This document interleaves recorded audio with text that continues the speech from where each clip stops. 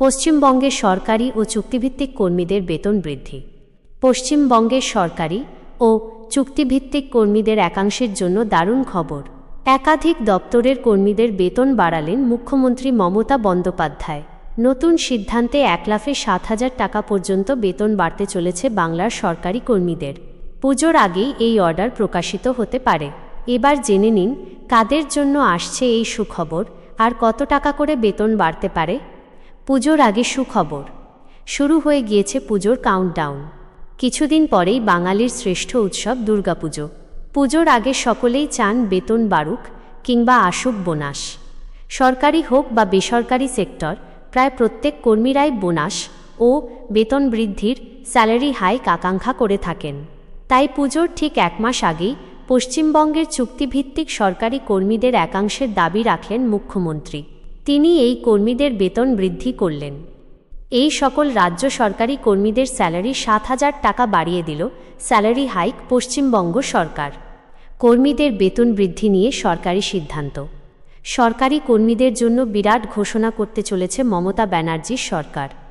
আসলে পশ্চিমবঙ্গ সরকার এবার সরকারি কর্মীদের নির্দিষ্ট একটি ভাতা ব্যাপক হারে বৃদ্ধি করেছে, যার কারণে রাজ্যের কর্মীদের প্রাপ্য সুযোগ সুবিধার ক্ষেত্রে বড় ধরনের পরিবর্তন আসতে পারে। সূত্রের খবর, এই পরিবর্তন আনা হচ্ছে আয়কর এবং ভাতা সংক্রান্ত নতুন ঘোষণার ফলে। এই নিয়েই খুব শীঘ্রই হয়তো সরকারিভাবে বিরাট কোনো ঘোষণা করতে পারেন মুখ্যমন্ত্রী। নিঃসন্দেহে এই ঘোষণার ফলে উপকৃত হবেন লাখ লাখ সরকারি কর্মী। কত টাকা বেতন বাড়বে? সরকারি সিদ্ধান্ত শোনার জন্য ও বড় পরিবর্তনের অপেক্ষায় রয়েছেন বাংলার লাখ লাখ সরকারি কর্মীরা।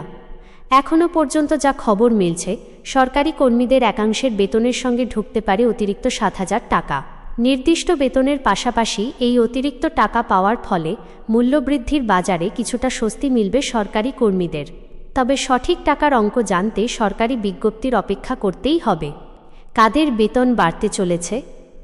এবার আপনার মনে প্রশ্ন আসতেই পারে, কোন সরকারি কর্মীদের বেতন বৃদ্ধি করতে চলেছে মমতা ব্যানার্জির সরকার?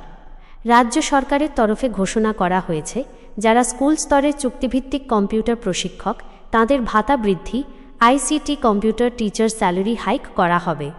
আসলে রাজ্য সরকারের স্কুলে পড়ালেও এই সরকারি কর্মীদের এসএসসি বা টেট থেকে নিযুক্ত শিক্ষকদের মতো স্থায়ী বেতন ও পেনশন কাঠামো নেই। তবে এবার খুশির খবর পাবেন তারা।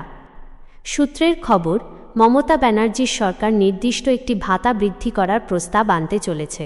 চাকরির অভিজ্ঞতার বছর অনুযায়ী বেতন বৃদ্ধির প্রস্তাব দেওয়া হয়েছে। যদি কোনো কর্মী টানা 5 বছর ধরে কাজ করেন, তাহলে তিনি ন্যূনতম বেতন হিসেবে 21,000 টাকা পাবেন। যদি কোনো কর্মী টানা 10 বছর ধরে কাজ করেন, তবে সেই কর্মীর বেতন হবে মোটামুটি 26,000 টাকা। যে সকল কর্মীরা টানা 15 বছর ধরে কাজ করবেন, তাদের বেতন হবে প্রায় 32,000 টাকা। একজন কর্মী 20 বছর ধরে টানা কাজ করলে সেই কর্মীর বেতন পৌঁছে যাবে মোটামুটি 39,000 টাকার কাছাকাছি। বকেয়া ডিএ মামলা ইস্যুতে রাজ্য সরকারি কর্মীদের দাবি মতো মহার্ঘ ভাতা এখনও পর্যন্ত না পেলেও দীর্ঘদিন পর পশ্চিমবঙ্গের এই সমস্ত চুক্তিভিত্তিক কর্মীদের বেতন বাড়তে চলেছে। এনারা প্রথম থেকেই বঞ্চিত। সাধারণ শিক্ষকদের মতো ক্লাস করলেও বেতন পান খুবই নগণ্য, তাই তাদের বেতন বৃদ্ধির প্রয়োজন ছিল। খুব শীঘ্রই হয়তো রাজ্য সরকার এ বিষয়ে ঘোষণা করবে। সরকারি কর্মীরা তার অপেক্ষায় আছেন। পুজোর আগেই নিঃসন্দেহে এটি একটি ভালো খবর, যার দ্বারা উপকৃত হবেন প্রচুর সরকারি কর্মীরা। পুজোর আবহে কর্মীদের মুখে হাসি ফোটাতে রাজ্য সরকারের এই পদক্ষেপ দারুণ কার্যকরী হতে চলেছে।